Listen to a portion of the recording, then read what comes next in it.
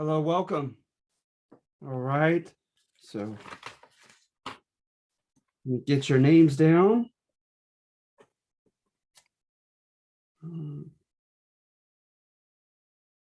So now, having done the first test, we're jumping into the war for independence, right?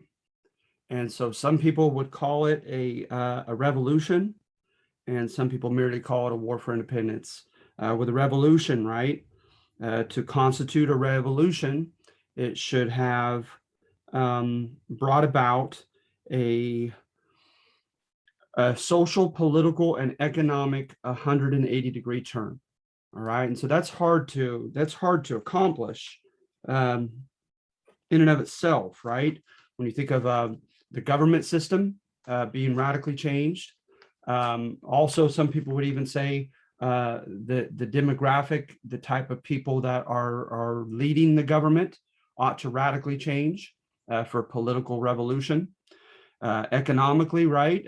Not only the access to resources and predominance of possession of resources, etc., ought to change pretty radically demographically, but the system itself ought to change, right? From like a mercantilist to a capitalist, or a capitalist to a communist economy. And then socially, it ought to change from a one demographic dictating culture, normative behavior, customs, religion, ideology, etc., right? And that ought to radically change to another demographic having a predominantly very different set of customs and culture, etc., that prevail as the institutional norm for everybody else, and the mainstream norm. So oftentimes the requirements for a revolution are pretty tough. They're pretty tough. So some books that I've used and I'd highly recommend as far as getting kind of a general gauge of things. I'd recommend books by Gordon S. Wood. Gordon S. Wood is pretty thorough. This one isn't. This is kind of a quick one, but this constitutes just one of many books he's written on the topic. He's a little bit court, though, so you got to keep that in mind. He's a little bit of a court history guy. He likes to define it as a revolution. He tries to defend his thesis that there was great revolutionary change. All right. Then you also have on the opposite end of the spectrum, you have Howard Zinn, Zinn, right? And Howard Zinn does not think it's a revolution. He thinks that the wealthy took advantage of circumstances, discontent of the poor, and hijacked the Revolutionary War. And there was nothing truly revolutionary about it. You get, there's just a broad swath of historians. And another one that I want to mention is Bernard Bailyn, Bailyn. Bernard Bailyn, he focuses upon the role of ideas during the revolution. And we have a number on our assignment that's dedicated to that book of his. But the title says it all. The name of his book is called The Ideological Origins of the Revolution. And that says a lot, doesn't it? It's saying that he believes that ideas were at the forefront of the Revolutionary War, and that he does define it as such, as a revolution. And so, yeah, there are just so many different sources you could go to on this topic. But what I want to do is I want to share the page, and I want to go to, which one do I want to do first? As far as, perhaps I'll do the intro. Give me just a moment. Perhaps I'll do the intro, and then we'll proceed into well, let's do the main facts. Let's do the main facts first. All right. So that which isn't really disputed, okay, is goodness. All right. move past that one and just jump straight to the proclamations. All right. So the Proclamation of 1763 was enacted by the British government at the end of the French and Indian War. Remember the French and Indian War? If you've seen like Last of the Mohicans or something, right? The French and the English were battling out, especially when the French began to move outwardly with strings of forts in the Ohio Valley, in the Detroit and Pittsburgh present day areas. And they were infringing upon the outer limits of the territories of like Pennsylvania and West Virginia, et cetera, and New York. And they were infringing upon the claims made by the English. And then you, as a third party, you had American colonists, and American colonists were trying to strike it out west. And that was the availability of that land was becoming curtailed by the French.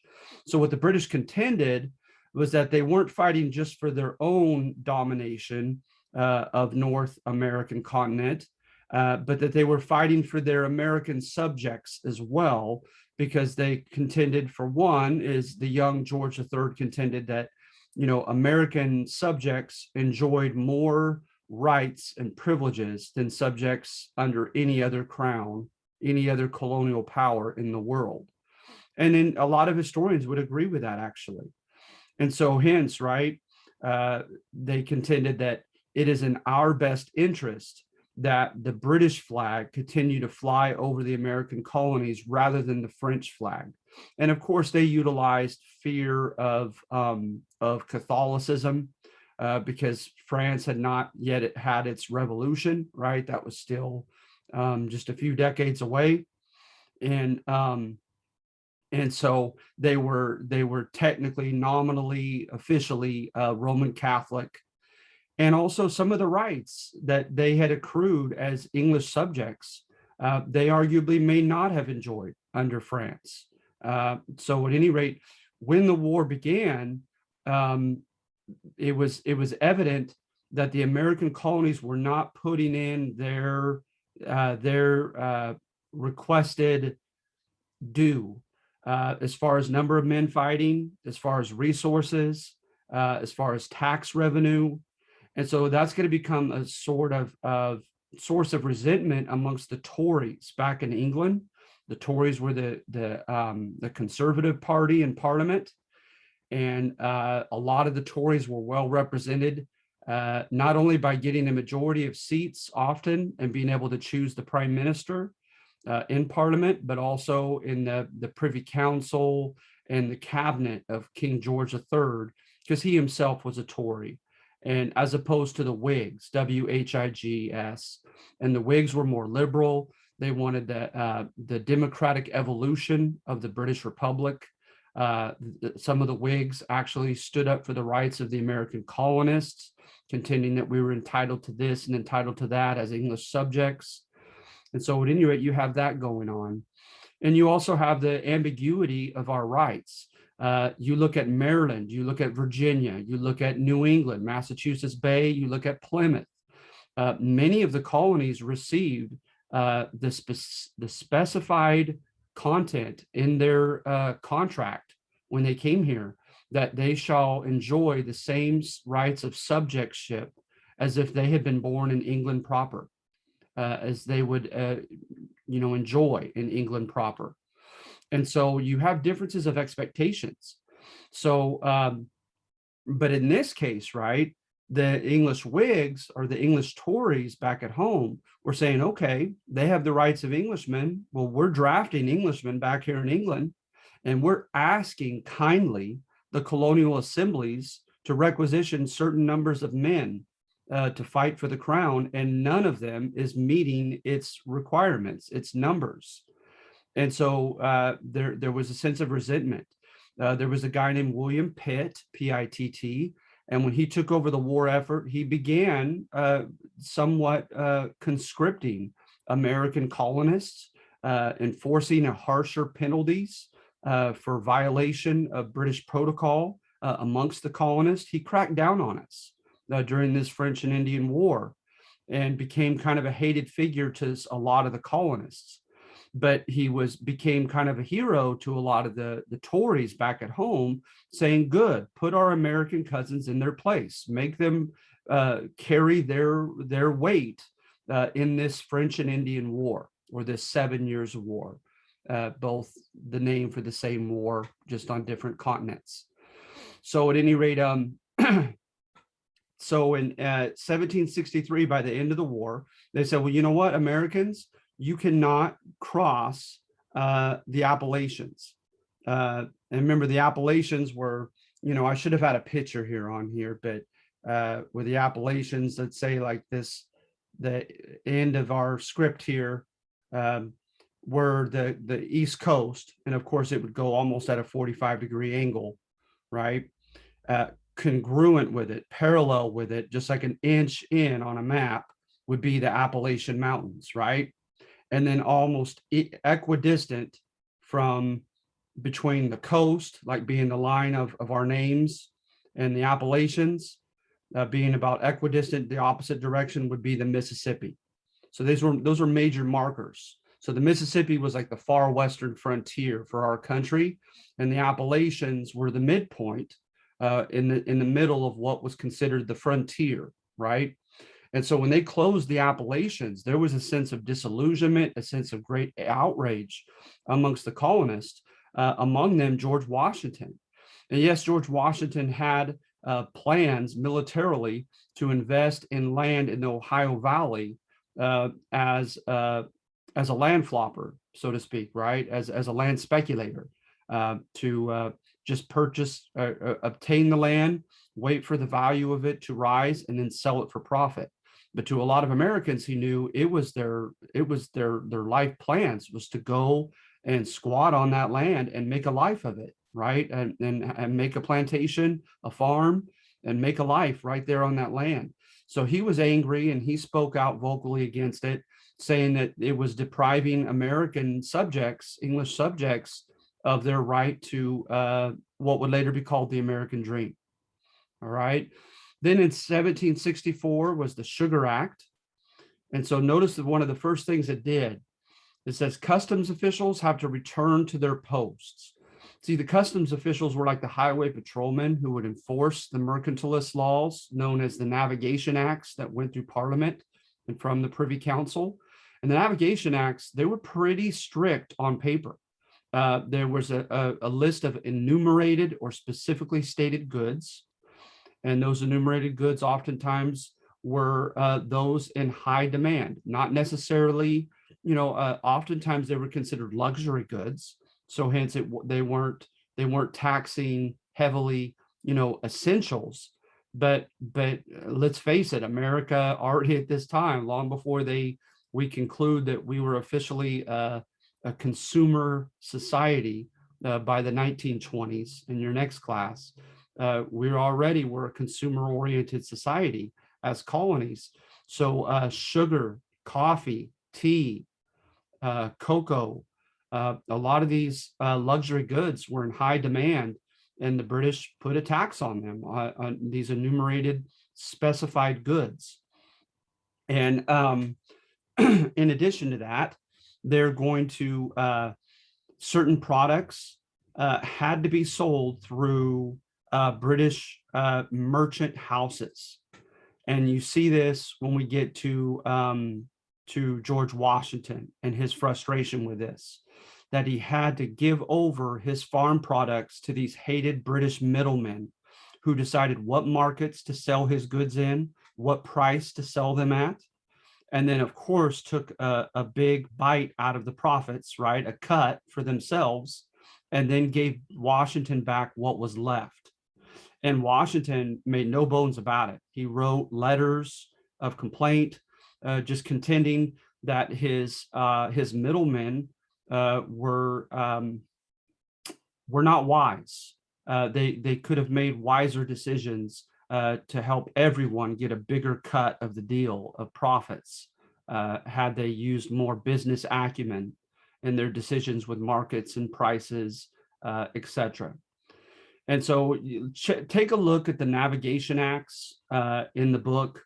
It'll specify some of them. Let me give you one more example, is for a period of time under the Navigation Acts, certain enumerated goods, they had to be taxed in England before they could be sold anywhere else. And a lot of times those very enumerated goods could only be sold in the British Empire. So imagine that, right? Like you're in Virginia and you want to sell your, your tobacco to Guadeloupe or Martinique or one of the French Caribbean islands. First of all, you can't, because they're not part of the British Empire. So you get a less of a profit as a lesser evil. You can go to British Jamaica or Barbados or Trinidad, but you can't just go simply straight there. And again, I should have a map here, because the Caribbean is just slightly southeast of the coast, right?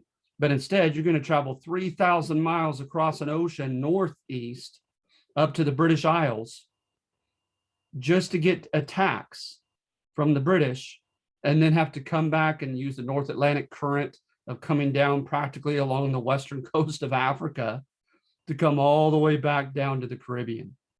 Just for, I mean, that's a huge detour. A detour is almost makes me laugh using that term. It's beyond a detour. And so at any rate, they were very stringent, these navigation laws, right?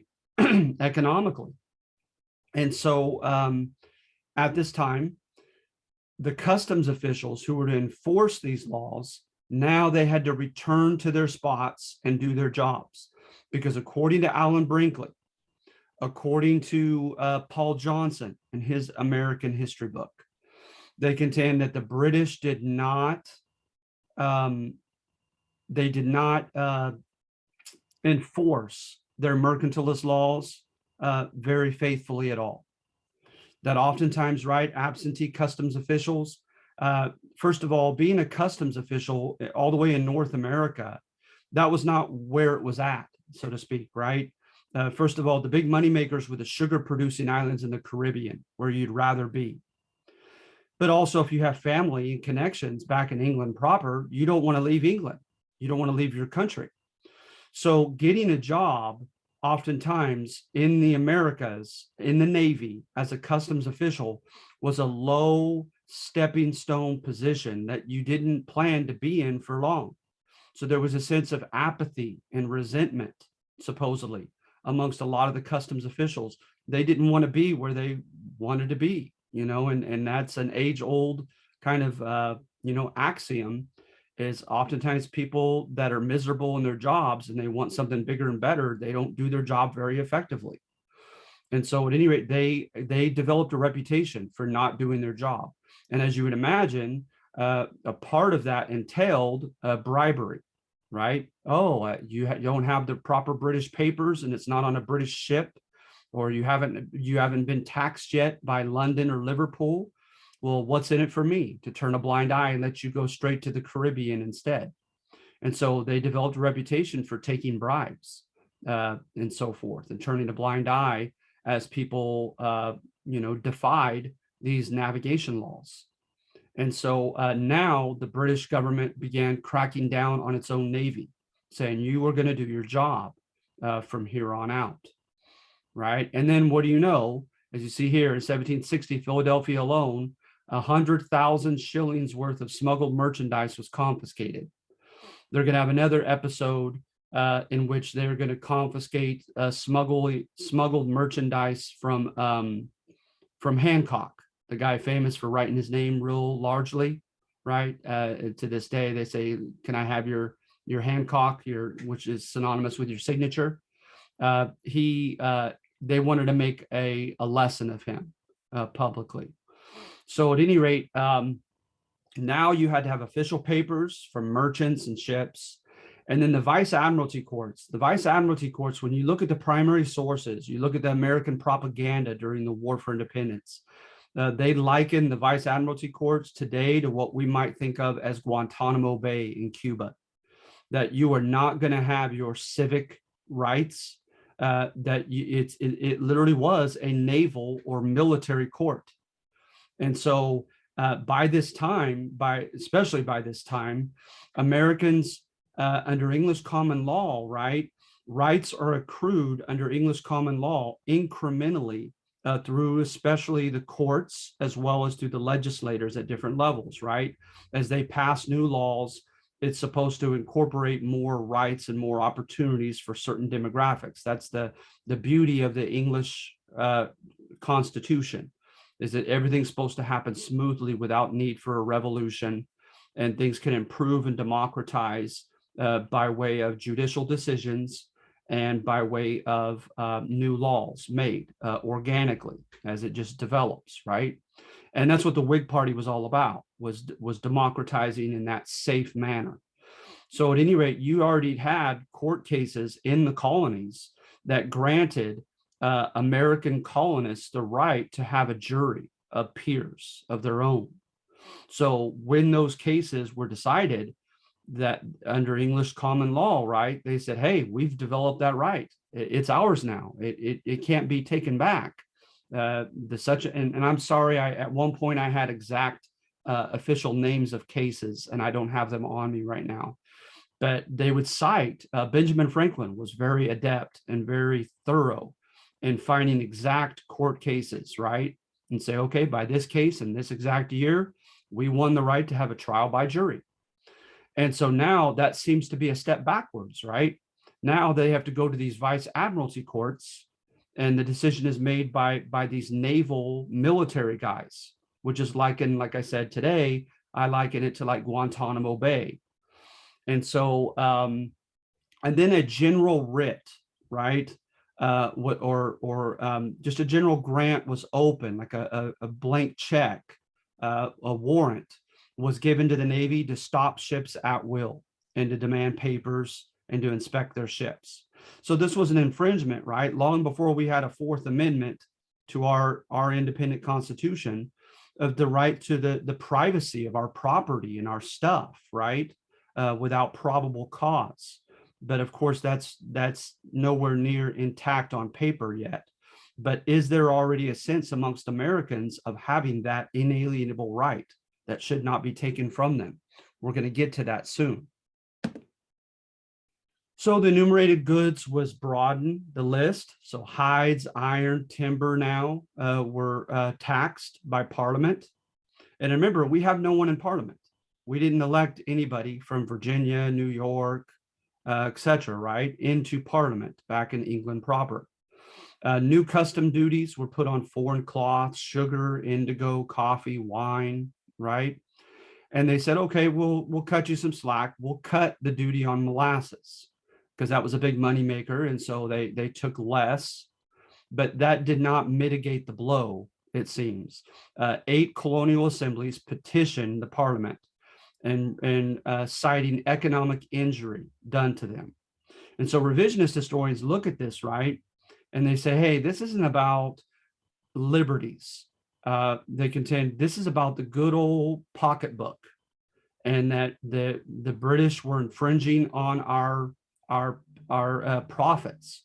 Because when you do look, right, at the demographics that led the Revolutionary War, a lot of them were well-to-do, middle class, middle and upper class, whose fortunes were tied to cash crop farming, oftentimes in the South, and to the mercantile interests of lending and selling and buying, etc., and trade, right, or commerce. And so hence, the very leaders of the rebellion, they had been adversely affected by these policies. So that's something to think about, that there might have been a degree of self-interest involved, right? That this was infringing upon their profits. And so hence, of course, they rose in rebellion.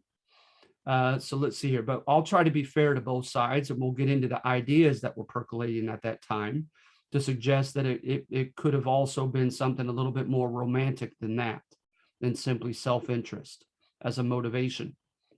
So smuggling, New York smugglers paraded informer George Spencer with human feces upon him and forced him to leave. The Newport Mercury ship, there was a sword fight on it when the British tried to take board to observe it and to look at the contents therein. And so notice, right, right away, you had the Gaspé affair that's going to come up soon on the Gaspé off the coast of Rhode Island, I think it was. The Americans killed the British naval guys and sunk their ship.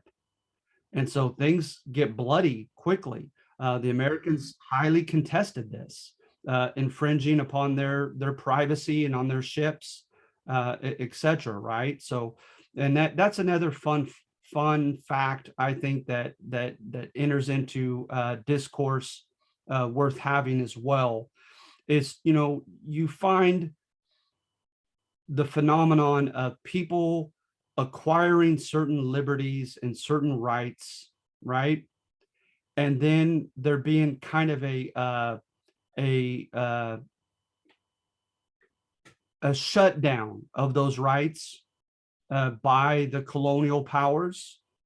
And to what extent, right, is it a human tendency that once you taste freedom, once you taste a little bit of opportunity and power, you're not going to give it up without a fight, right? Once you get a taste of it.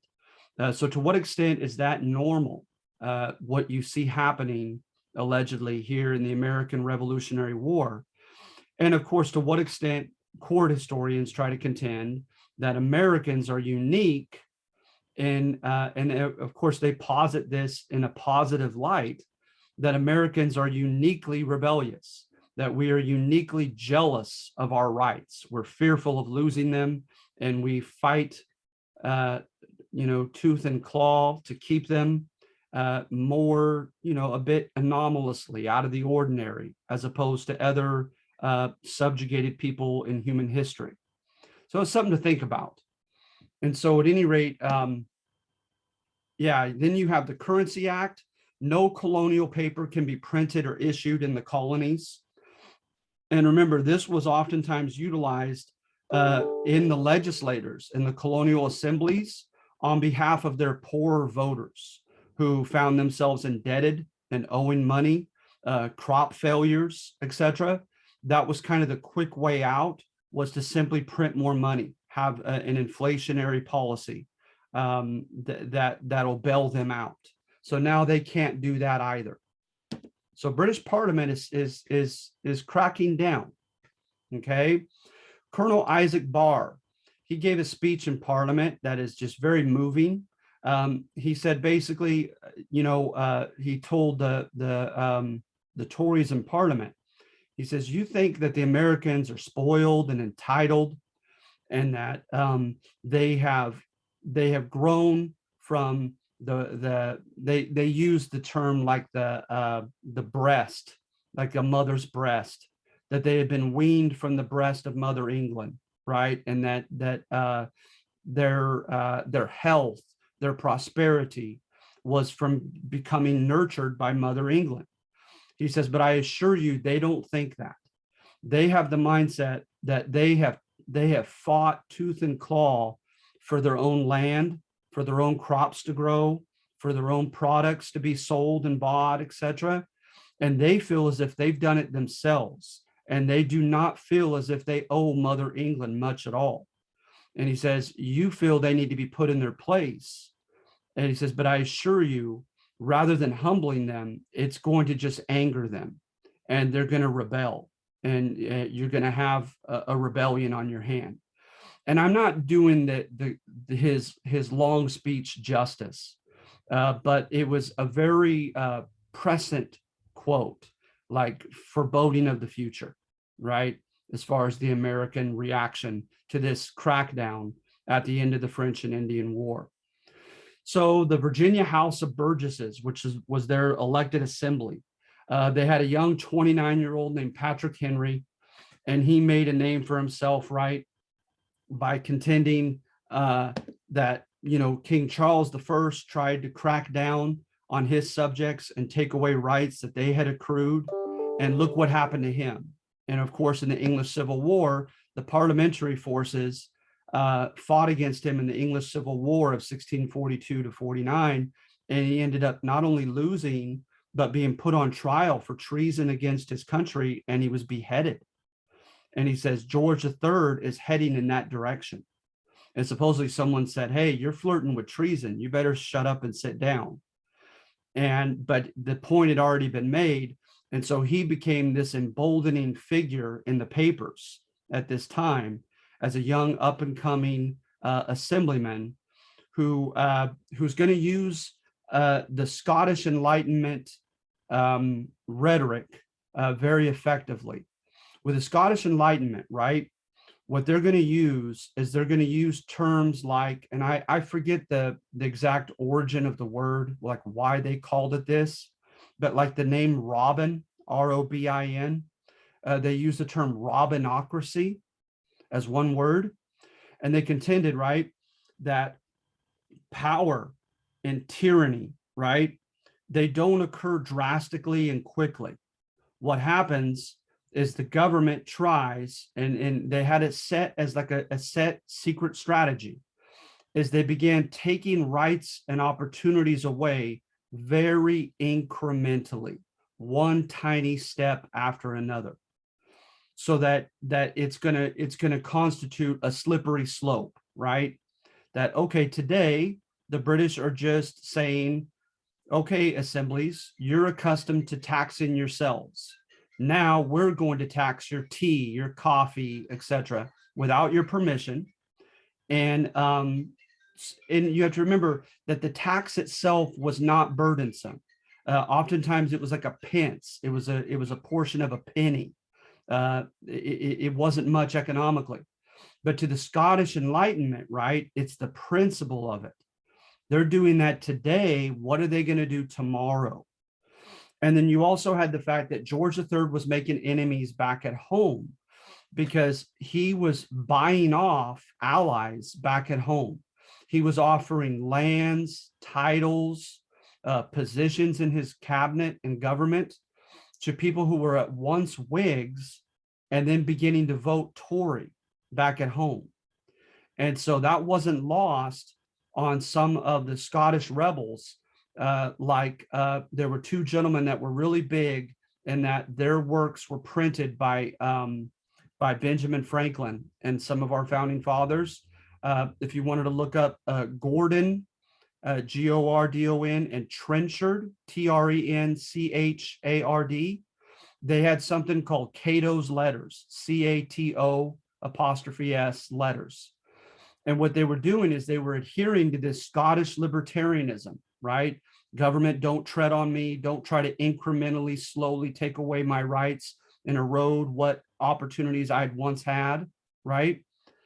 And they were lining it up with exact things that George III and some of the Tories in Parliament were doing, and saying, see, guys, they're up to it right now. They're trying to take away our rights right now. There was a guy named John Wilkes, Wilkes, back in England, and he was fighting and running for office as elected in the House of Commons, in the lower house of Parliament. And he was contending that there were too many rotten districts. They were called boroughs at that time. And so it was known as the Rotten Borough Campaign. And he was saying, see, the English people themselves aren't even truly represented in Parliament. There are many rotten boroughs that don't get to elect a single person from their constituency into Parliament. And so when he wins in office, right, what makes George III look even much worse in the Tories is George III told Parliament not to allow him to take a seat, that he was not invited in Parliament, even though he had been duly elected.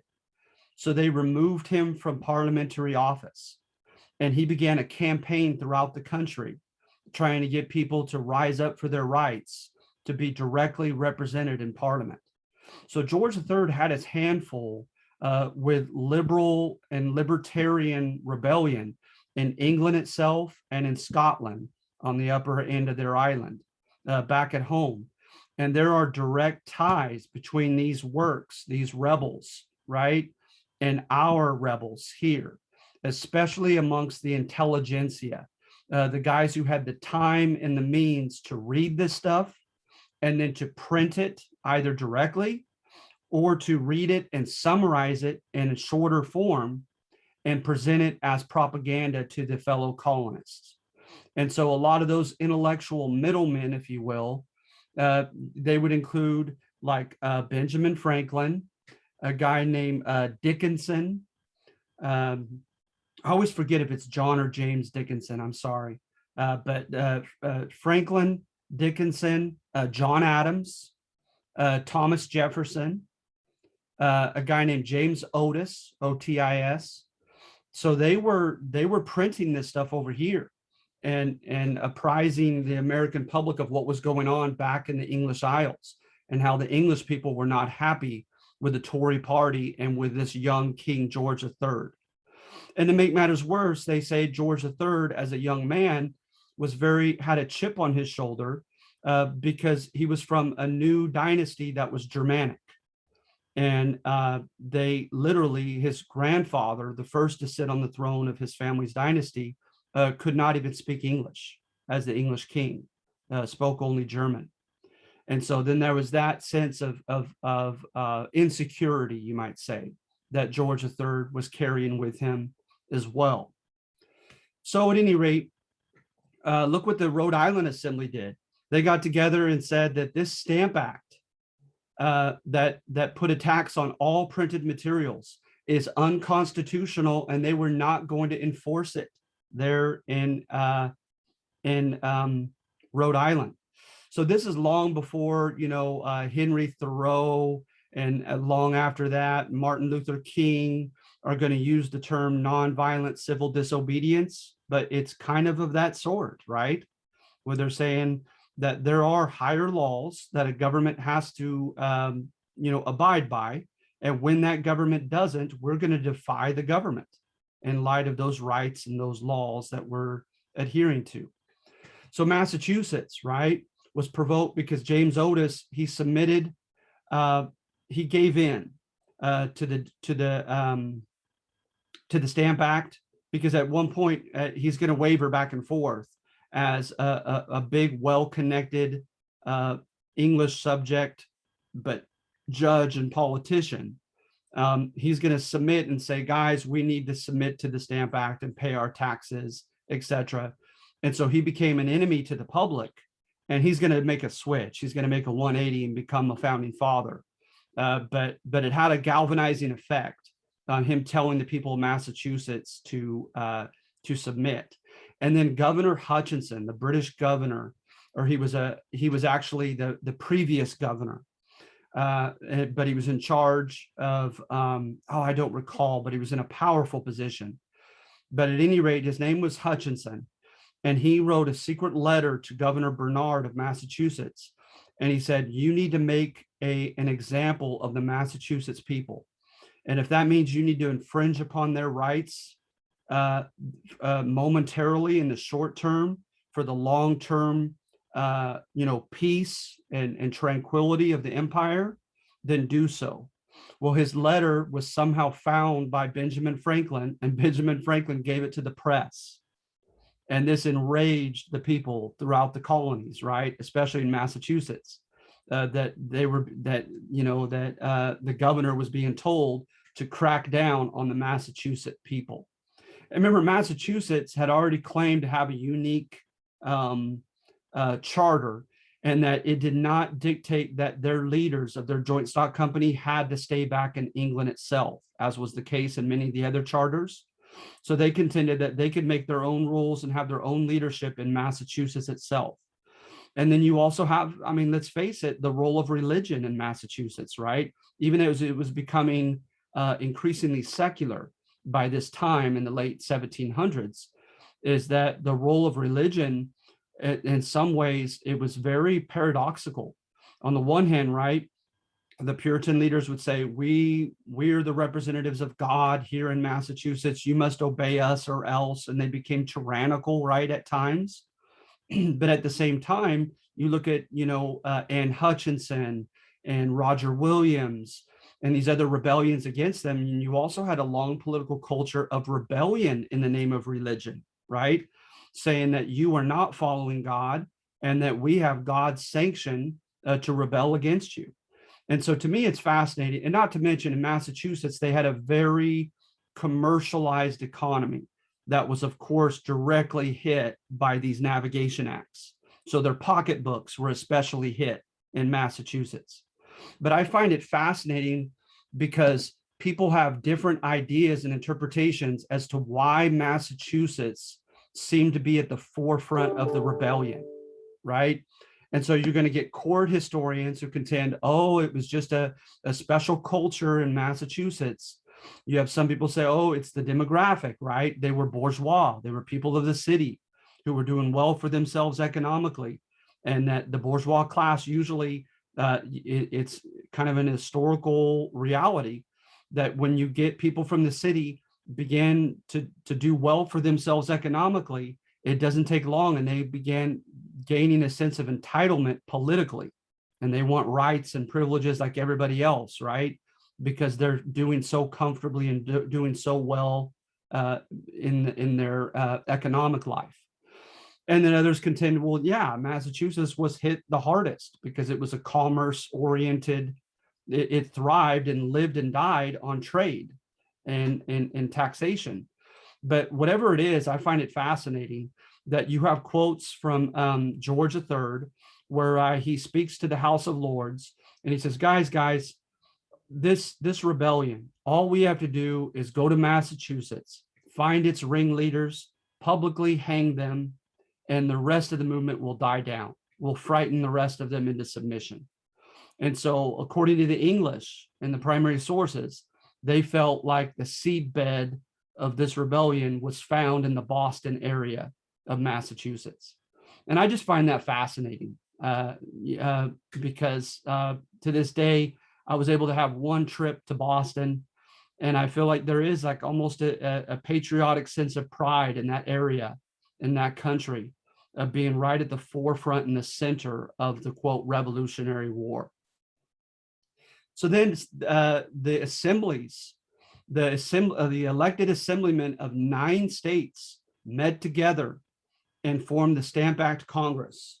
And in the Stamp Act Congress, they declared, let's see here,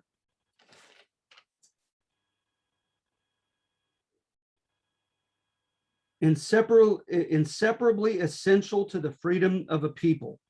The undoubted right of Englishmen felt that no taxes should be imposed upon them, but with their own consent, given personally or by their elected representatives. And so you have the Stamp Act Congress. At this time, right, you have Sons of Liberty and Daughters of Liberty chapters that begin to materialize. And Gordon S. Wood and a guy named Gary Nash, these historians, they love this part of the Revolutionary War because to them, they find evidence of grassroots organization, grassroots agency, right? That this was not just the well-to-do merchants and the future founding fathers, right, who were leading this rebellion, but common mechanics and artisans and workers, etc., candle makers, tanners, cobblers, etc., right, that are now a part of in the mix and demanding to be a part of this rebellion. And so the Sons of Liberty chapters are fascinating. And one of course, the first things that they do is they initiate boycotts, right? And they put public pressure on everyone and say, okay, if there's a tax on that product without our assembly's consent, you're not buying them. And so they would go to the ports, etc., and any Americans that paid for those products and paid the British tax on them without their assembly's consent, they would confiscate it from them. They would tar and feather them. They would put their names in the local newspapers and tell everyone that they are to be blacklisted and none of their products ought to be bought by patriotic Americans. They lived in fear. There was a lot of public pressure, peer pressure put upon them by the Sons and Daughters of Liberty. So they had boycotts. They even had mobs. The Stamp Act mob was frightening to John Adams. John Adams, matter of fact, told his relative, Samuel Adams, he said basically, and this is a loose paraphrase, Samuel, the common people love you. Gain control of them. make sure that they don't indiscriminately begin attacking all men of property, because he was afraid, right, that the masses were going to turn their wrath toward him and the future founding fathers, as well as the British, right? That there was going to be this class war, because you find evidence in Howard Zinn's book, okay, of a lot of anger, a lot of resentment, a lot of feeling of being marginalized or left out and not included by poor people, especially on the western peripheries of the colonies, contending that they were not truly represented by their elected reps. They wanted to elect someone in their own new area in their frontier, that all the benefits of subjectship were being deprived of, but yet the price of subjectship they had to pay nevertheless, of being taxed or being forced to fight in some of these multiple wars before the War for Independence, etc. So it's very fascinating, and an interesting body that is going to connect the two, we'll get to soon, are known as the Committees of Correspondence. The Committees of Correspondence were supposed to unite not only the assemblymen of the 13 colonies, but to unite them to the grassroots organizations like the Sons of Liberty, and try to be a source.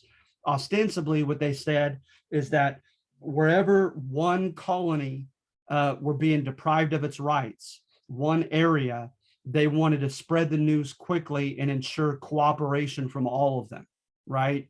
So that an infringement on the rights of colonists anywhere in the 13 colonies would be collectively fought by everyone everywhere, right? Known as the Committees of Correspondence. But to historians like Howard Zinn and even Gary Nash, who's a bit court, as they contend that the Committees of Correspondence were partially, arguably, an attempt by the well-to-do to keep the commoners under control and to keep them under their control. And so that's something to think about. So then the Stamp Act was dropped, and then you have external taxes, because the Stamp Act was internal.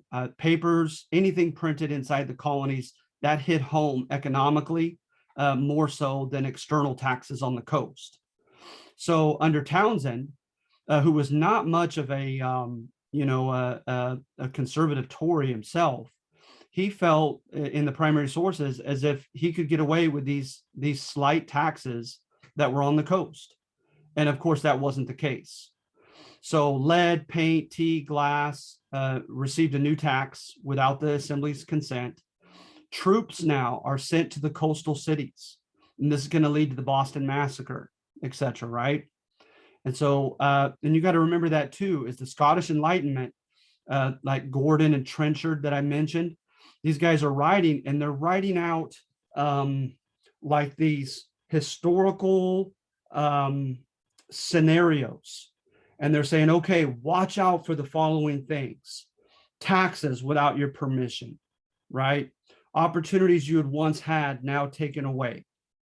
The government, in the name of law and order, bringing in its troops into your own villages and towns. So all of this, right, they were reading from this Scottish libertarian propaganda and was warning them about.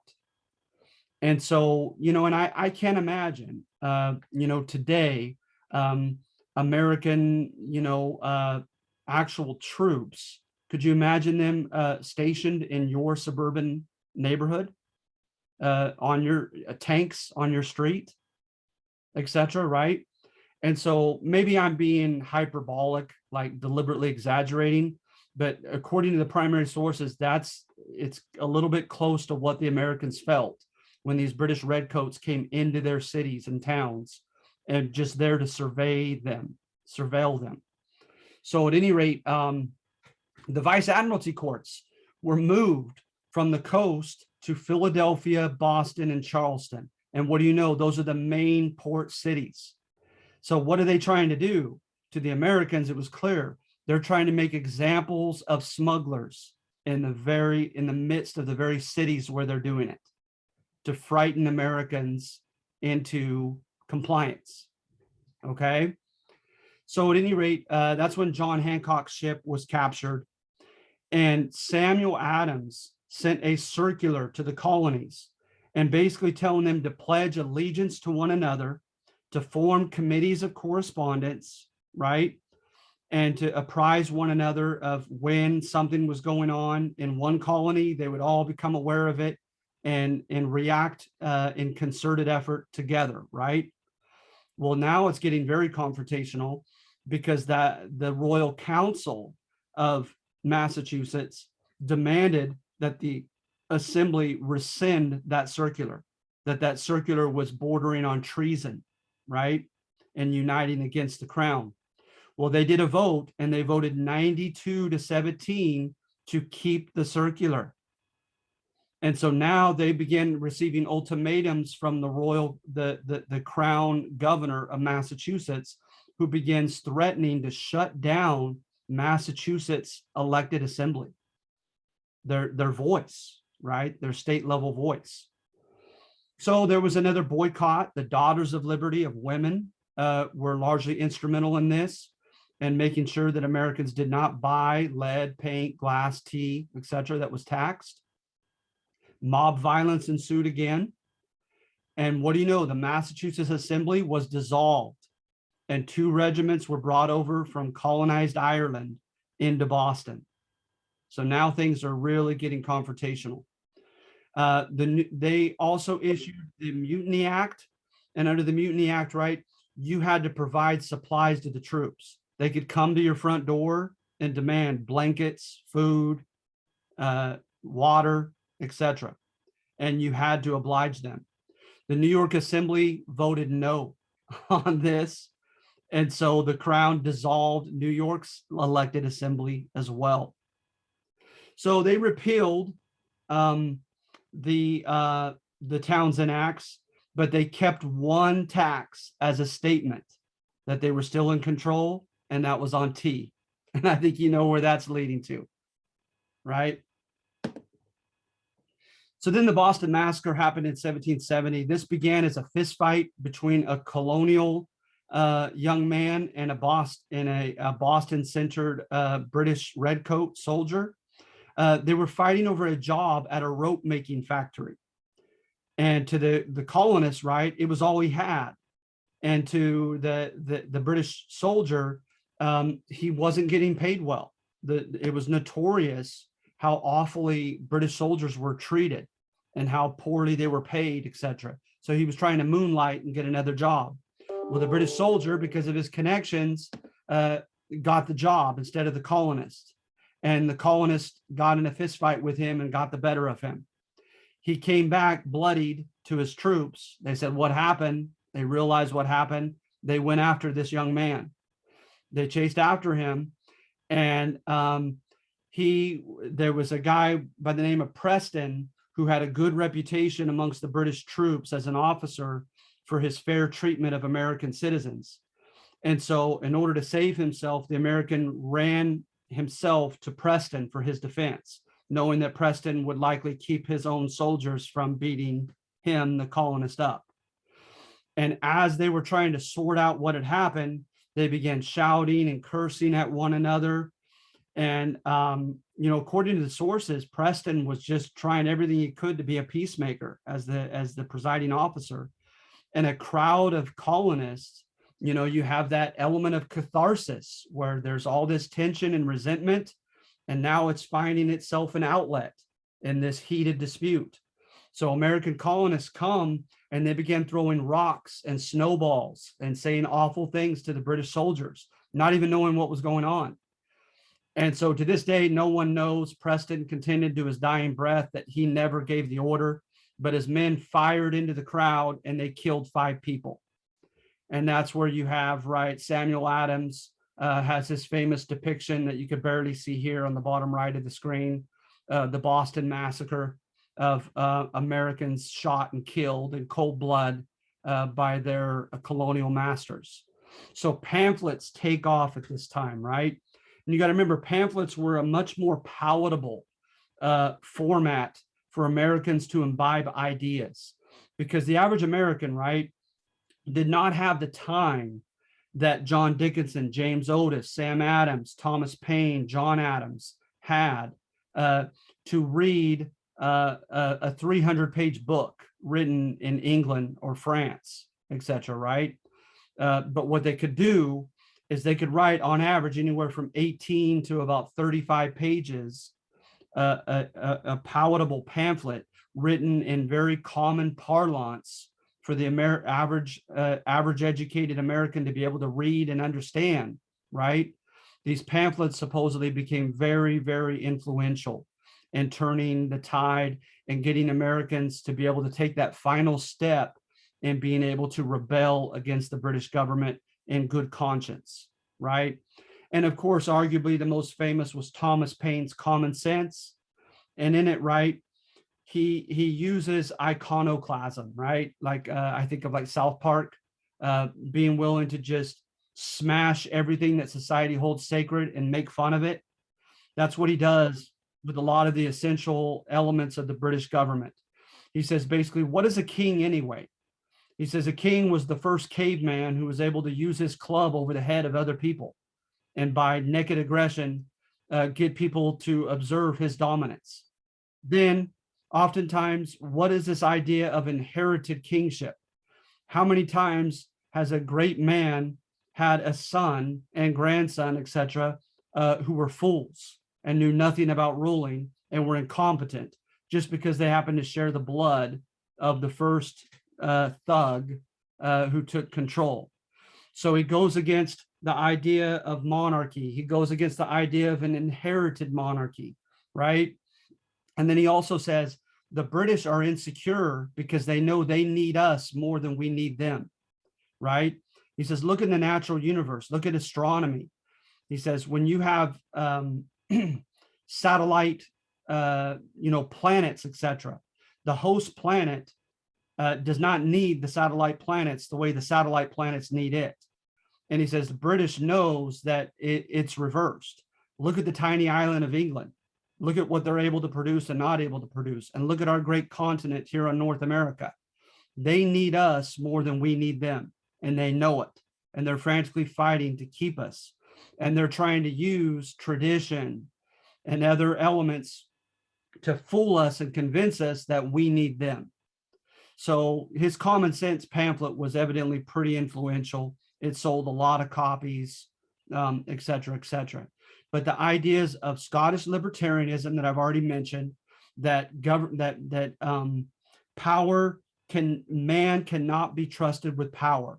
I think kind of like Lord of the Rings or something, right? With the ring, that there is something innate in man that once he gets a taste of power, he becomes insatiable. He can never have enough of it. And he will go to great lengths surreptitiously, because of course he knows he can't do it just overtly, right? Or people will openly, immediately rebel. But to incrementally, step by step, take liberties and opportunities back from people and slowly usurp their autonomy and take power back over them. And so they're reading their Scottish libertarian stuff, right? And then another thing that was highly used in the pamphlets was the French Enlightenment. And I want to get to that pretty soon, the French Enlightenment. And then lastly, I would also say the Great Awakening, which was a religious rebellion against the Anglican Church of England, which we'll get to soon also. So the gas-based ship was sunk. The Virginia Assembly and Sam Adams created the Committees of Correspondence. Now they're formally united in 1772.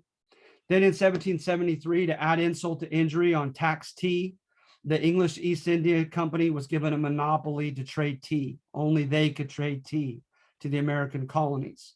So on December 6th, 16th, the Sons of Liberty came and dumped 10,000 shillings worth of tea into the Boston Harbor.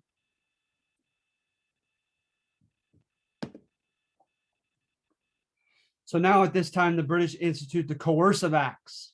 Boston Harbor was closed. The royal councilmen were chosen. The town hall meetings were shut down. So now in Massachusetts, you don't have local representative democracy, nor do you have regional or state or colonial level representative democracy either, because remember, the assembly had been shut down.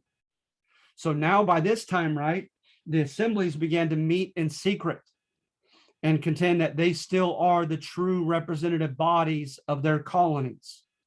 And now another dilemma is faced by members of the colonial militias.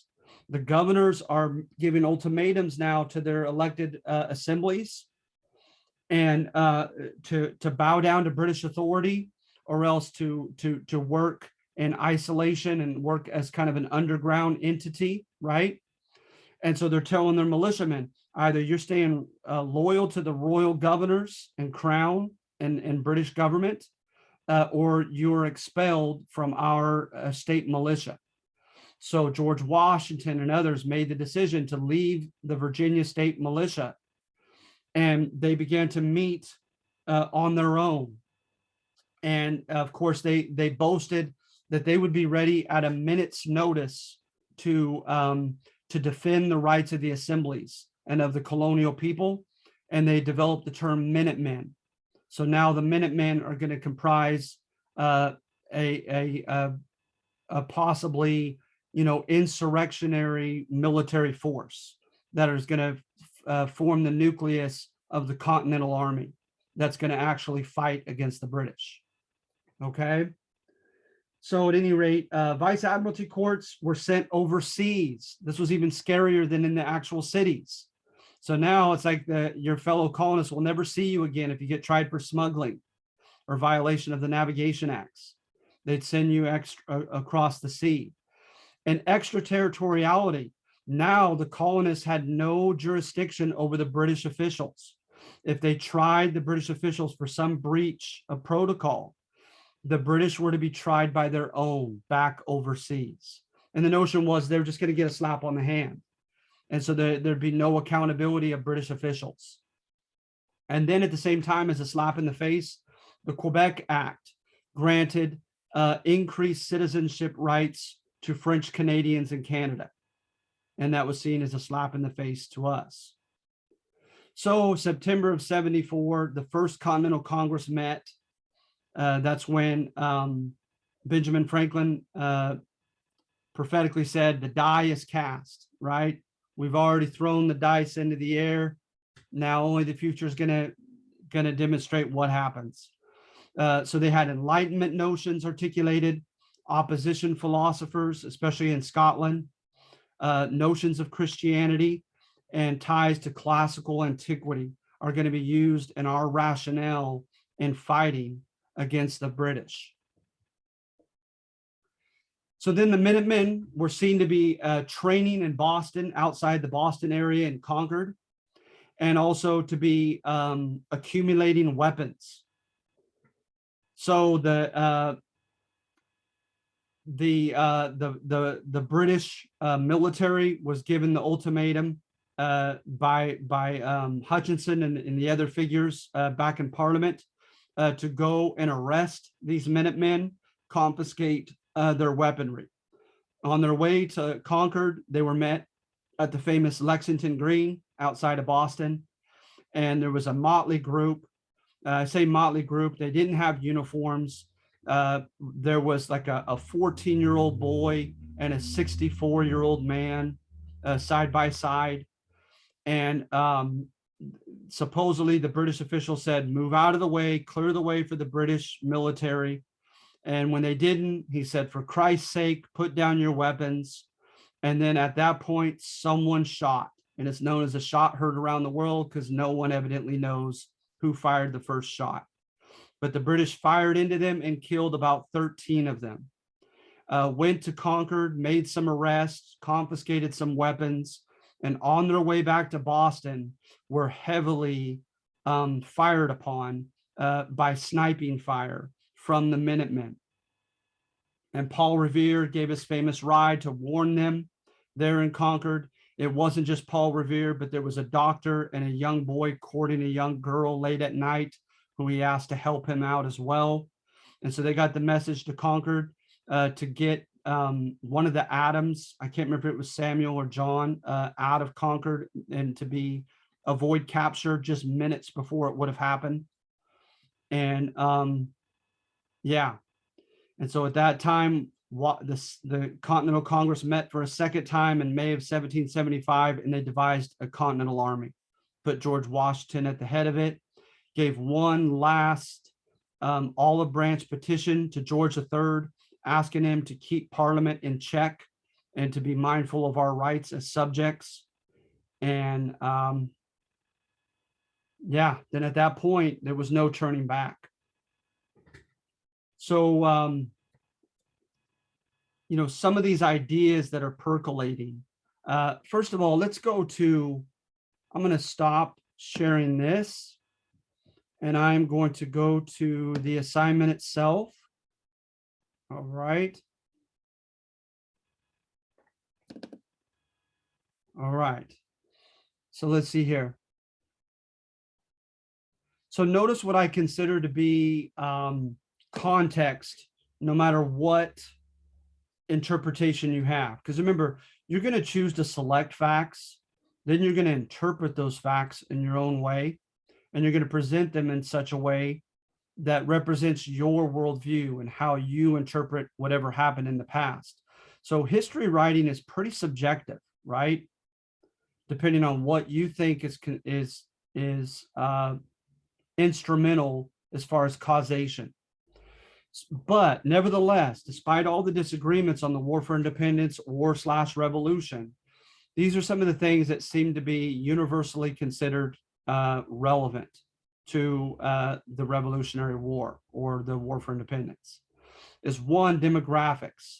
There was a population boom. There was a great movement into the cities, and simultaneously there was great movement out of the cities into the peripheral western areas.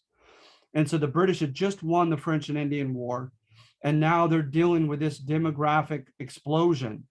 And so hence there's a sense that they need to institute some law and order in the colonies at the end of the French and Indian War. They've just won or cemented this this empire. Now, how are they going to regulate it? So some people see that to be commonly relevant to these string of events. Another thing that oftentimes is held to be relevant is the ambiguity regarding our rights here as American subjects. So look, at one time, because remember, English common law goes by judicial decisions and by executive decrees and by laws of Parliament. So at one time, it was place of birth only, jus soli. So you had to have been born in Britain at one time. But then there were some special cases of Brits moving up and conquering and getting land in Scotland. And especially after 1707, when they formed Great Britain with Northern Ireland and Scotland, right? Is now they contend, okay, well, it's all part of Great Britain now. And so here you are born on Scottish soil, and you have a father who was English. So then they made decisions by jus sanguinis. They're saying, you know what, we're going to go by bloodline then.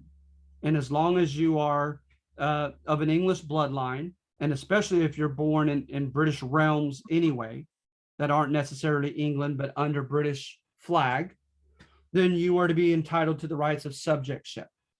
Mothers didn't count in this case?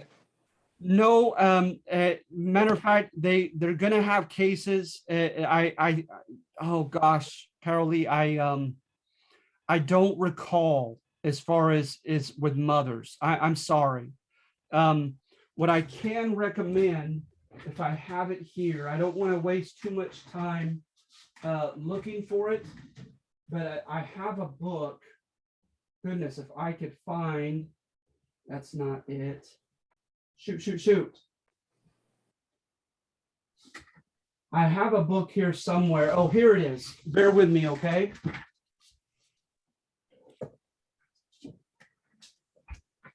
The Development of American Citizenship by James Kettner, Kettner. And he'll have that in here, Mr. Virag. As far as were there cases of ties to the mother? And gosh, Sad to say, I don't remember. I'm so sorry. Yeah, partus sequitur patrum. The offspring follows the condition of the father. I have here on page 15. Birthplace, just solely, just sanguinis, from descent. You know what? I'm wondering if just sanguinis, because they have the exact, Latin for the father, patrum. This one just sanguinis, generically from the blood. I'm wondering if that is related to expanding it to the mom. I can't help but wonder that. And so when a white man with Native American woman got a child, did the child become citizen as well? Oh gosh, I should know the answer to that, and I don't, Virag. I'm so sorry. Oh, don't be. I'll tell you what I'll try to do is before we meet again, I'm going to look into that, because that's a very intelligent and interesting question that I'd like to know the answer to myself. But yeah, I'll look into that. Okay. Sorry. But very, very fascinating book and fascinating subject that I'd highly recommend for anyone. So at any rate, my point being here, right, is that it's an evolution. It was constantly changing case by case, decision by decision. And so hence, when Benjamin Franklin traveled to Parliament in England and he gave a case for these, and he had done his homework. He had exact decisions made in exact court cases and said, here, by this law, we're entitled to this, by that decision, we're entitled to that, etc. Right? Parliament kind of reneged on all of it and said, yes, but you are our colonies. And so we have the right, just as things can move forward by judicial decisions, we can make a decision and move it backward. It can go in both directions. And of course, you don't need to know how frustrating that was to Benjamin Franklin, because it felt like it was autocratic, that they were just throwing their weight around, and that wasn't the way of English common law. So that's another thing, is that, our notions, because during some of the fighting, especially at the beginning, we claimed our rights as Englishmen, right? That we have these rights as Englishmen. But then the English said, well, wait a minute, we have rotten boroughs that aren't represented back in England, right?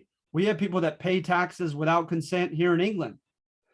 So then we also issued the term human rights, natural rights, right?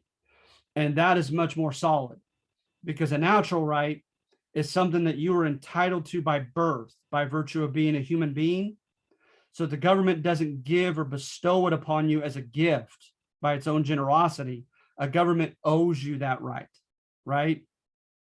So at any rate, we're going to get into that with the Enlightenment very soon.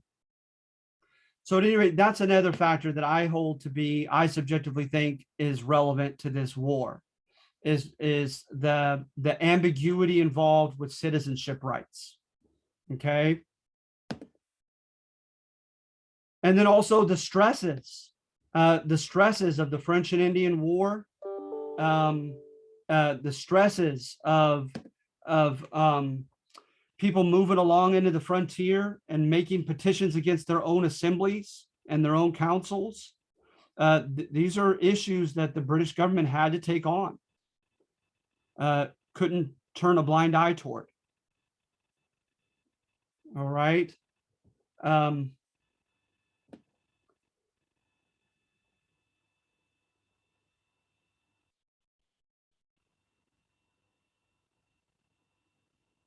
So number one, the salutary neglect thesis.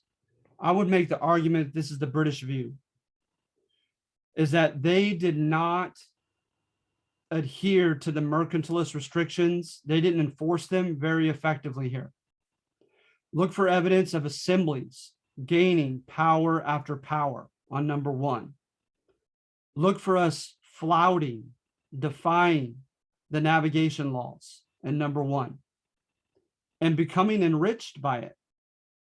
Look for evidence of our assemblies gaining powers that were not necessarily intended by the British Parliament nor the Crown, but they're gaining them nevertheless here in the colonies.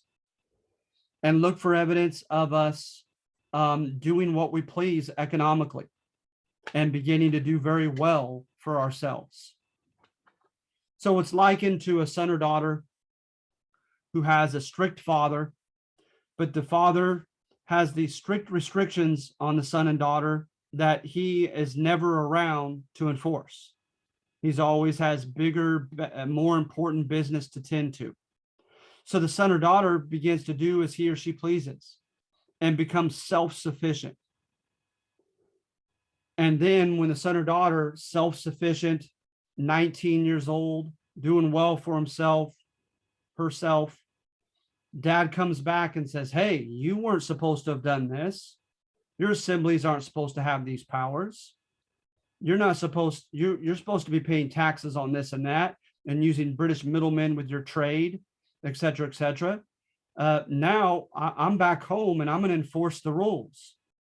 And what does the son or daughter say? Sorry, dad, too little, too late. I'm doing well for myself.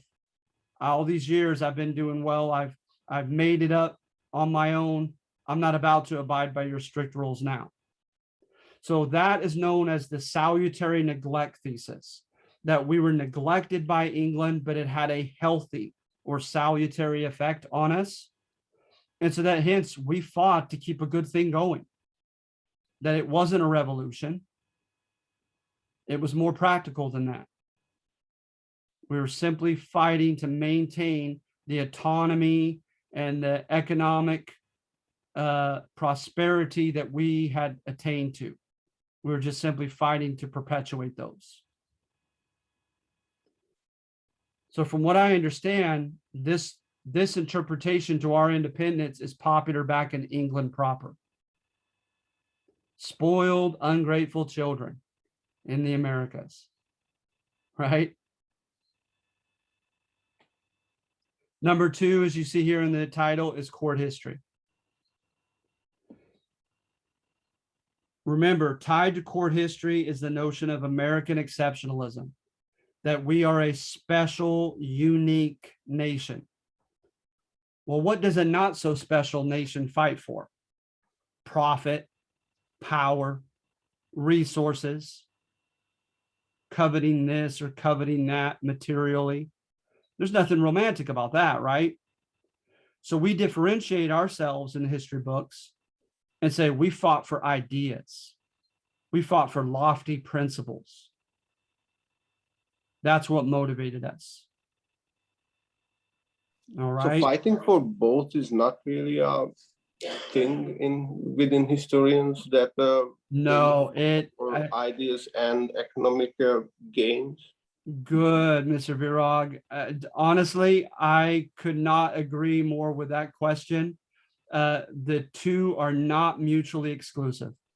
I think it's absolutely possible for the Americans to have fought for both. Absolutely. That's a great, great point.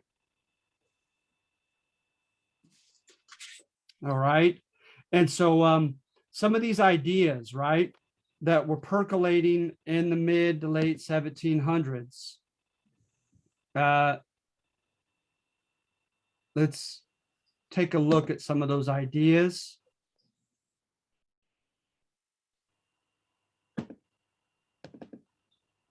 Do I have the PowerPoint back up? Yes. Okay, good. So the Enlightenment, right? Let's see here. Right here, natural human rights. So John Locke, his second treatise on government, Jean-Jacques Rousseau's social contract book, they said, you know, what hypothetically constituted the first authoritative government in human history? So they're surmising, right, philosophically, but they're trying to do it logically and philosophically. And they said, okay, there must have been a time when man lived in a state of nature where it was each man or woman for himself, right? And that in that state of nature, they must have enjoyed complete autonomy. They were the arbiter of their own destiny. They could do whatever they pleased, right? But notice right from the beginning, he said that they say that man was born free, yet everywhere he's in chains, Rousseau said, ironically, at the beginning of his book. So mankind was born free, and very quickly they felt a sense of entitlement to that freedom, right? That it was their natural right. And what were some of those natural rights? Well, according to John Locke, right? The right to your life, that no one should take your life, right? Without your permission, that no one should take your property. And property didn't mean just objects and land. Property meant anything that you labored for, so that you should enjoy the fruits of the sweat of your brow. So you shouldn't, in a state of nature, right, have to go through all the work of contriving this hunting, trapping contraption and trap a wolf or a bear, and then someone comes and takes your food from you after you did the work of trapping that animal. And so the right to your labor and your property, right? And then also to your liberty, to your general autonomy, to be the decider, the arbiter of your own daily decisions and your own daily behavior. Okay. So with that notion of those basic rights, is they surmised that eventually man found himself in a dilemma whereby he said, okay, on the one hand, I love my autonomy and I don't want to give it up. But on the other hand, they said, human nature being what it is, people began taking my hunted prey, extorting me, using some kind of weapon and saying, hey, go fish for me and bring me some fish, or else I'm going to harm you, or whatever it might be, right?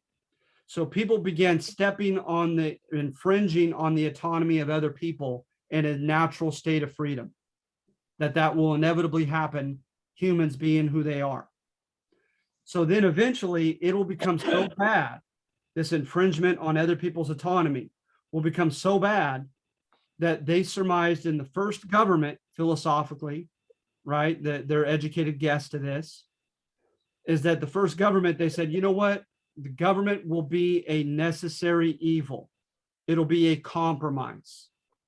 Is what we're going to do is we're going to gather together of our own free will. We're going to decide on who our leaders are going to be, but our leaders are going to be their leadership is going to be highly conditional. They are going to protect our natural rights. They're going to protect that no one extorts me to fish for him, that no one takes away my hunted prey, right? That no one makes a slave of me and orders me to get food for him, et cetera, et cetera. And if they fail to protect our natural rights, we will overthrow them and we'll put in a new group of elected reps who will do the job more effectively. So the point being, right, it's known as a social contract. Government authority, because to me, right, power is when someone has the naked power to hold you down on the ground against your will. Authority to me is when you give up. You stop fighting back and you say, you know what, I acknowledge you as my leader. So authority is derived, right? Permission to govern is derived from the consent of the people, the consent of the governed. And government is not to be our ruler, to lord it over us, but it is to be our servant, to protect our natural rights. Okay? So this percolated during the French Enlightenment of the 1740s. This notion of natural rights that man is entitled to and the social contract. The government owes that protection to us. Diderot and Condorcet, they wrote the first encyclopedias, and they wrote a right for self-cultivation for all people, regardless of how poor they are, to be able to better themselves, to have access to education, to have access to vocational training, to learn a trade, right? and to just cultivate themselves to the utmost, to whatever their talents, as far as their talents will allow them to go, right? To me, I hope that I'm not going too far in this inference, but I subjectively think that had a lot to do with Thomas Jefferson's pursuit of happiness phrase. I think it had a lot to do with Diderot and Condorcet and the right of self-cultivation for all human beings. Well, I suppose they all read those books, no? Because they were basically in the same place Yes. in time. So they were Yes, very influential. absolutely. Yeah, people like Jefferson had the time, the means, even knew the French language fluently, had the means, the time to read all of these books and to become influenced by them. And also, right, the time and the means to summarize what was written in those books in short pamphlet form for the American average person to be able to have the time and the means to understand and to be influenced by. Voltaire, he was an iconoclast. He smashed things sacred. He made fun of the church. He made fun of monarchs. He literally had to leave France, right, for fear of his life and incarceration. So he was all about the freedom of expression, the freedom to protest the government, and all about tolerance of opposing worldviews and manners of living, et cetera, et cetera. So our First Amendment, right, makes me think of Voltaire.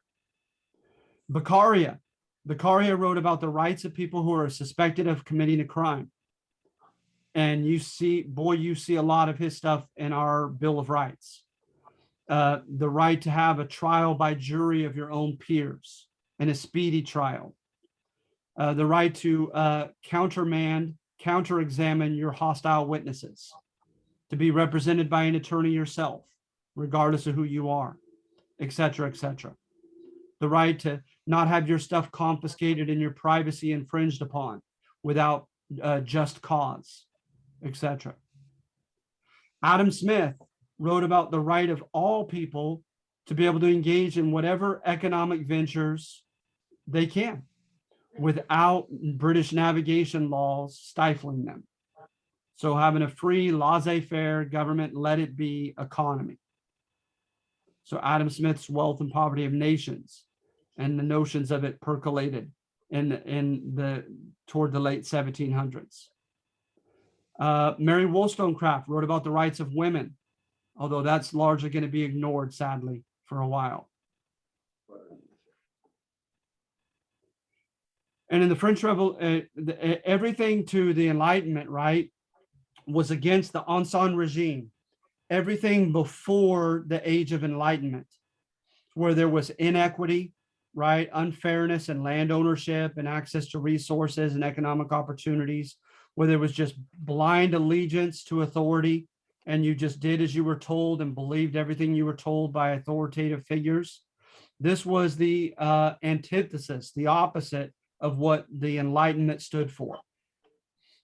Forms of bondage, people being kept in ignorance, certain demographics having privileges that others didn't, all of that, right? This Ancien regime was seen to be, again, the antithesis of what they wanted.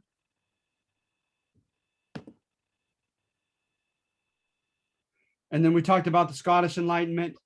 Power has an insatiable influence on leaders. Government ought to be restrained. Leaders ought to be held accountable. Written constitutions ought to limit what the governing authorities can and cannot do.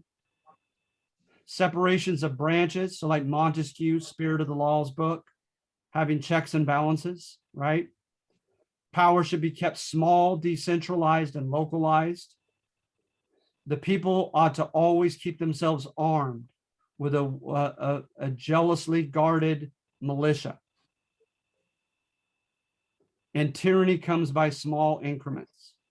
And of course, like I said, a very instrumental in the role of the Scottish Enlightenment and the, quote, radical Whigs of Scotland came through to the colonies through the form of Cato's letters by Gordon and Trenchard.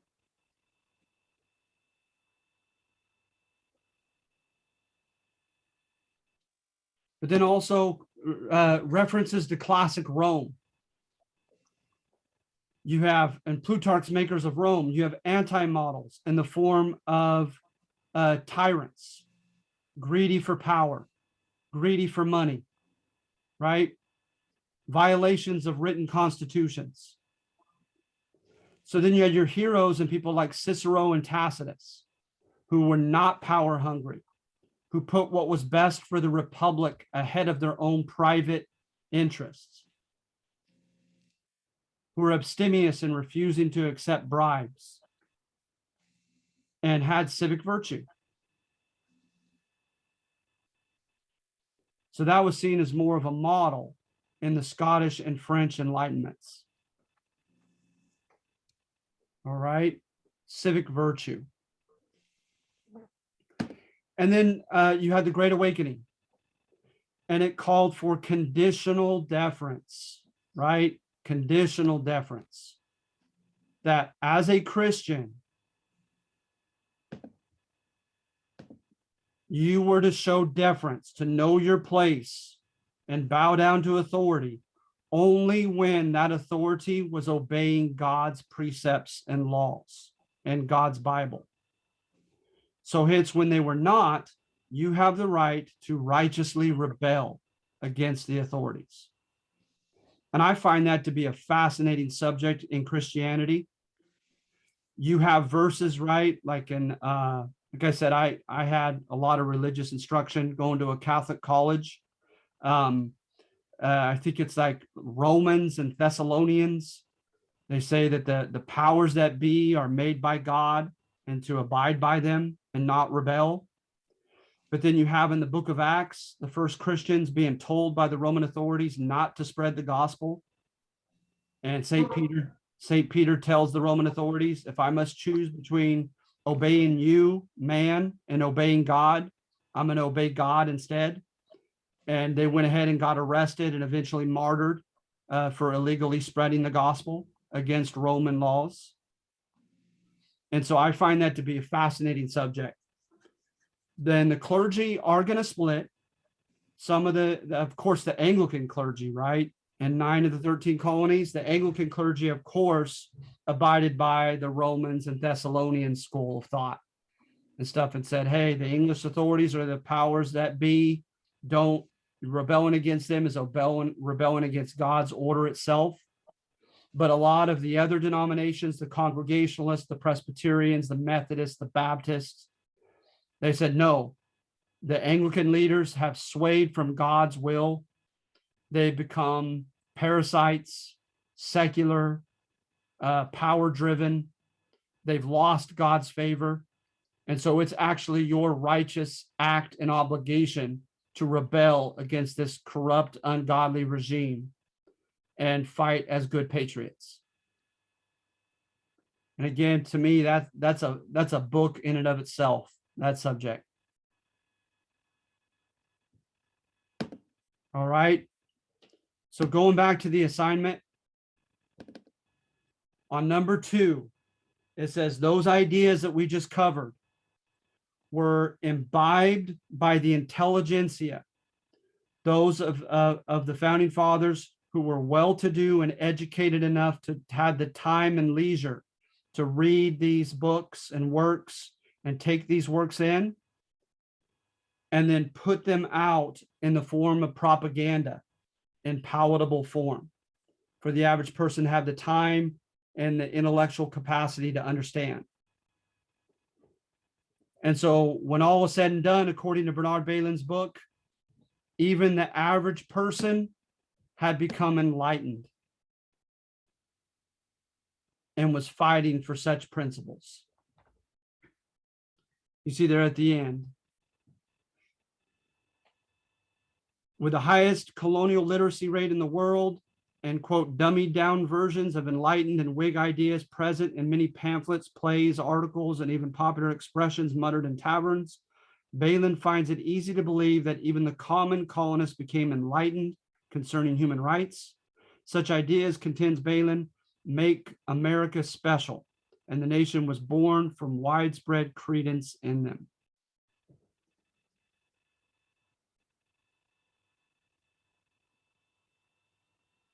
Number 3 is revisionist, right?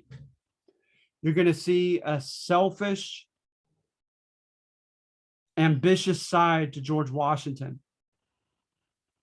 and the system of patronage, your political connections dictating what opportunities you get. He just can only go so far in that patronage system because he wasn't well connected enough. His farming, he becomes at the mercy of these middlemen farmers who take the lion's share of his profits. He is increasingly frustrated that he feels like men that are a lot less capable than he is are getting the military promotions that he deserves, right?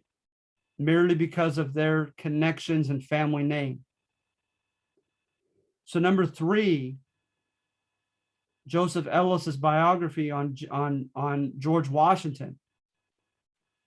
He's saying that a lot of this with George Washington and perhaps some of the other founding fathers is simply sour grapes.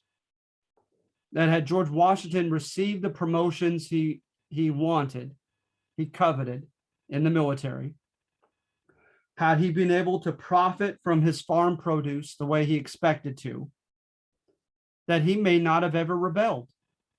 He may have helped lead the British forces against the rebellion. That's pretty cynical, right? But think about it, read it, tell me what you think.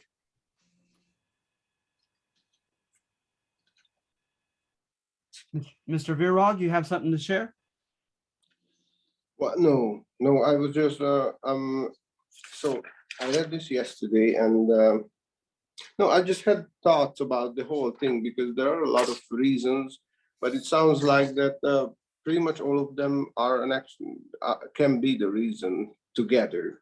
Yes. To start a rebellion, even this Washington, but it's not a problem. I think that the writing is a little bit judgmental. Yes. Against him, but I think that why not? I mean, he was an individual. Of course, he was looking out for himself, and then it was just a consequence that he later started with the others the revolution. Good, Mr. Virag. And you know what? I'm really glad that you mentioned that, because honestly, when I read the entire book, I almost ended in thinking that it was merely mildly revisionist, because for the following reason is that he qualifies each time Washington had a personal grievance, right? And to some type of obstacle to his way up, right? He'd have a quote from Washington saying that such a type of system was unfair for all American colonists, right? Yes. So we do have evidence that Washington did, at least ostensibly, at least in wanting posterity to hear it, you know, his genuineness. I mean, that's difficult to try to gauge, but in contending, right, that, hey, I'm not just mad for myself that I can't sell my own farm products, but it's ridiculous for all of us farmers here in the American colonies. I'm not just angry for myself that Braddock got the position that I deserved in the French and Indian War and commanding forces, but I'm angry that all of these different incompetent British leaders are getting the job instead of their more capable American colonist counterparts who are more deserving of the position. And, you know, when he was angry about the proclamation of 1763, he didn't mention himself at all. He said, a lot of Americans depend upon the West for their future enrichment. And it's unfair that the British is closing the West down to them. They have a right to go and try to make a life for themselves. So yeah, you do have quotes from him in which he speaks in generalities and saying how this system of patronage of the British is illogical. It's unfair. And so hence not just for himself, but for all colonists. So very good point, Mr. Virag. I think that it's very important to remember that a lot of these theses can coincide. We as human beings are complex, right? Yes. I think of perhaps as a micro example is you have a lot of Americans, a lot of Californians leaving the state right now, right? And trying to put into a neat category why they're doing such.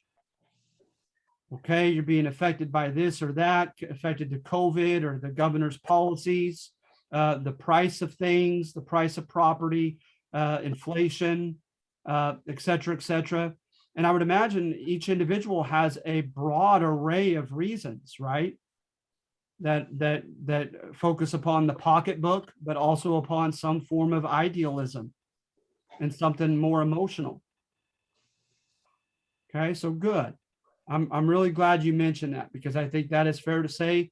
I never intend on these numbers, you guys, to force this false sense of dichotomy that, okay, if number two's right, then number three's got to be wrong. No, there's probably some truth to number two and to number three.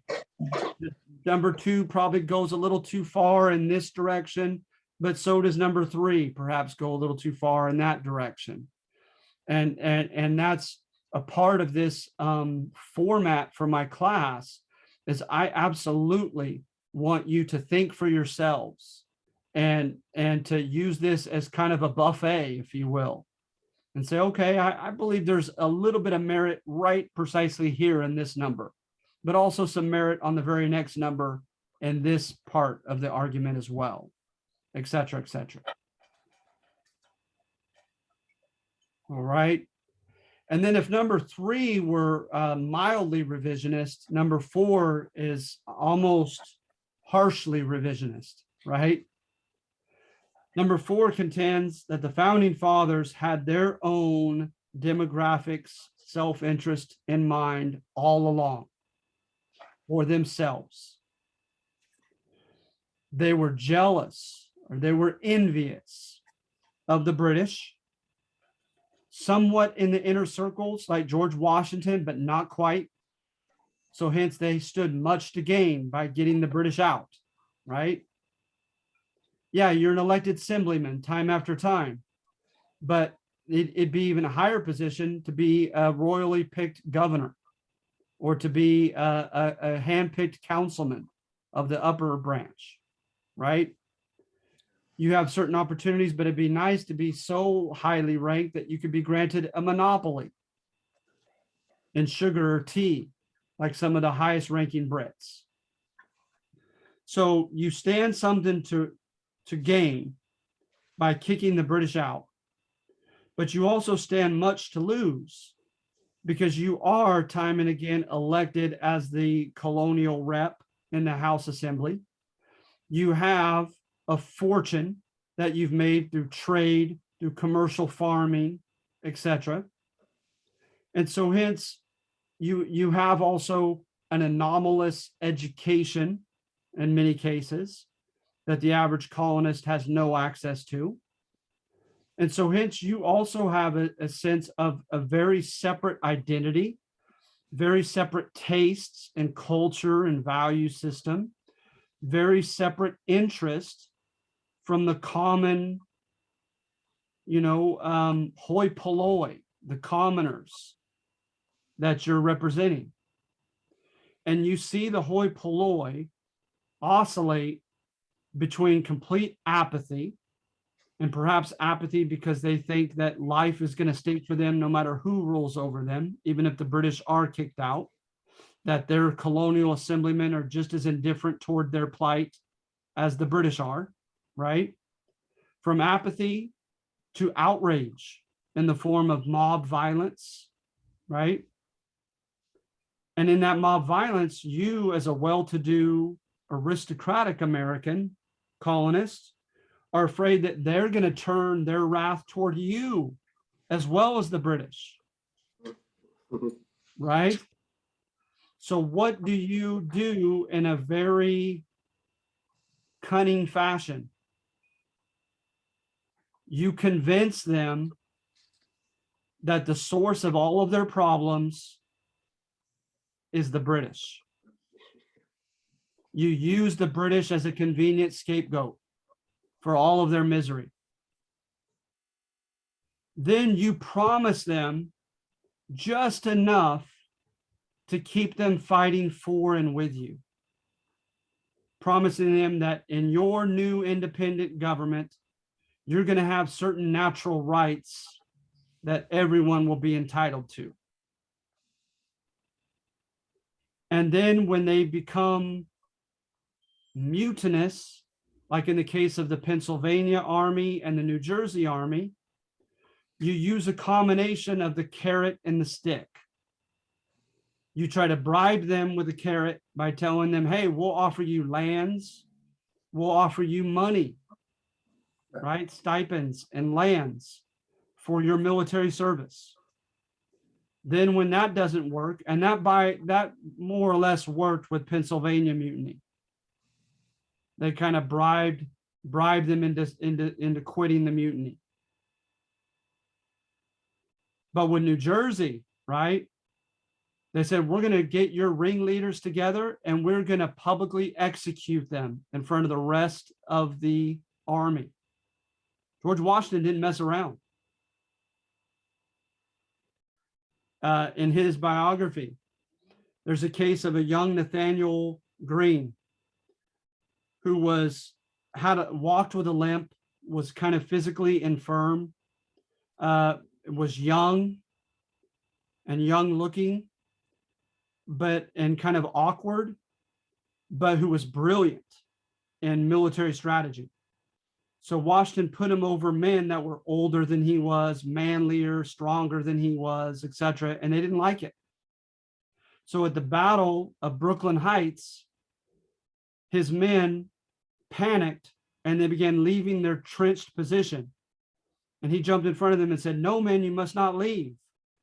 One of them pulled an old school arquebus, an old pistol, in his face and fired it at him. And luckily it misfired and saved his life. Washington was humiliated at Brooklyn Heights. His ego was wounded to such an extent that he ended up riding into a dragoon unit by himself and was lashed up a little bit and lucky to be alive. He was a very prideful man. He didn't take losing very well. So he survives the scrape and he comes riding in afterward. And here he is, 6'2", 220 pounds, silent, muscular, stoic-faced, angry from the loss, humiliated that he was outflanked.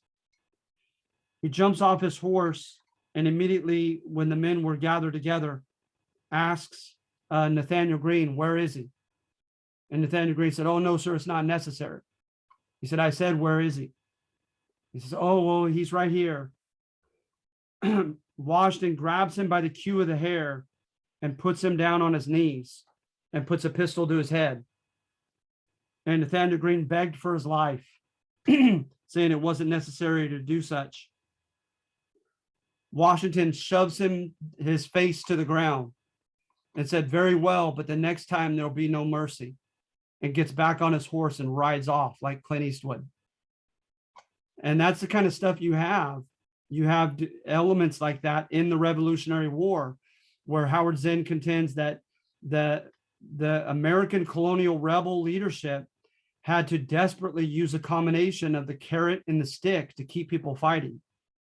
Now, according to Alexander Hamilton, he says that's just tantamount to human nature, that a lot more people were enthusiastically for the war at the beginning, but when they were losing time and time again, and they were deprived of victuals and starving, and going through the hardships of war, that's when a lot of the enthusiasm waned, right?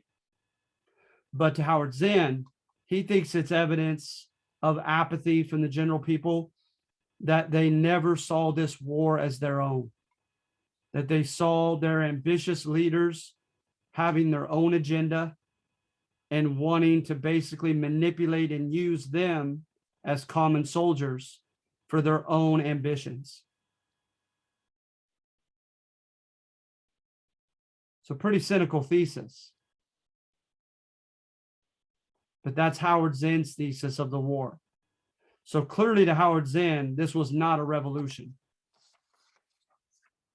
Oh, he's the one who you said in the beginning. Is he the British one who takes the British side? Yes. Yeah. The British view at the very beginning. Yeah. Like I said, largely from what I understand, the British view is the salutary neglect thesis.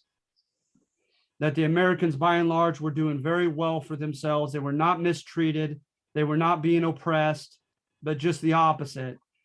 They were succeeding, flourishing. Their assemblies had gained all kinds of powers, and they fought to keep a good thing going. So yeah, both numbers 1 and number 4 would contend that this was not a revolution. Number 2 does, right? Saying that it did constitute a movement that was predicated by lofty ideals. And like you said, Mr. Virag, I think it's very interesting that there's no reason why, with the complexity of human beings and the complexity of life, that there may not be some truth to every single one of these sections. Yeah.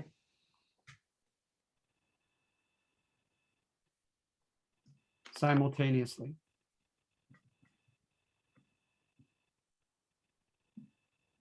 All right. So let me make sure I have your names. We've gone a long time today.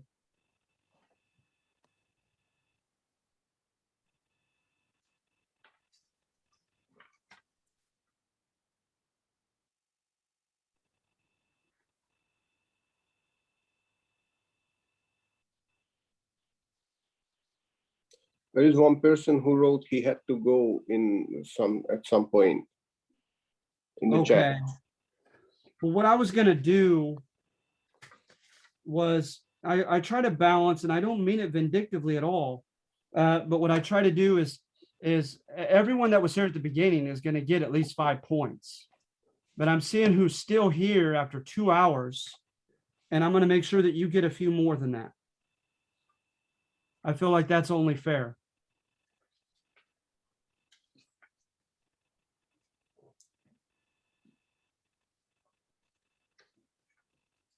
All right. And sorry, I wasn't quite as quick. The psych professor went over a bit. Oh no, you've spoken with me. I completely understand. All right. Yeah, Alonda, she has another class's Zoom that overlaps with this time. Yeah, mine's actually in person. That one's in person. So, oh wow, okay. Yeah, so I have to literally transition out of the classroom and to my car or a table or something. So today was the first day, so I'm still kind of trying to work out the kinks on that. Gotcha. Well, I appreciate that, and that absolutely is worthy of being exempted as out of the ordinary. Yeah. So good for you. I'm just glad to have you, and I trust that we'll have you as soon as you can. Yeah, and it's only on Tuesdays. On Thursdays, well, obviously our class is later, so it's Tuesdays is the only day I might have. I know my class schedule is a little crazy. Sorry about that. It's okay. I don't care. All right. So are there any last minute questions before we conclude? I did send you an email or a Canvas message. So sure. I think I just got overwhelmed last week, and I think I just misunderstood how the assignment was written. So yeah, anyway, you'll see it. Sorry. I'll look for that. No problem. Thank you. Okay, Mr. Virag, everyone else, you guys feel good about this assignment? Yep. Good. Good. Thank you, Kaleo. Yeah, I hope I did some justice to it. If you have even a decent instructor, this is a fascinating topic. Fascinating topic. It It made All my right, so drive home thank from you. Stockton interesting. What's that? I said it made my drive home from Stockton interesting. Oh, good, is. good. All right, well, that's it, you guys. Well, I'll finally let you go. We've gone exactly 2 hours. Thank you. All right, thank you, okay? Thank you. Have a good Have a one. good day. Thank you. Bye-bye. Bye.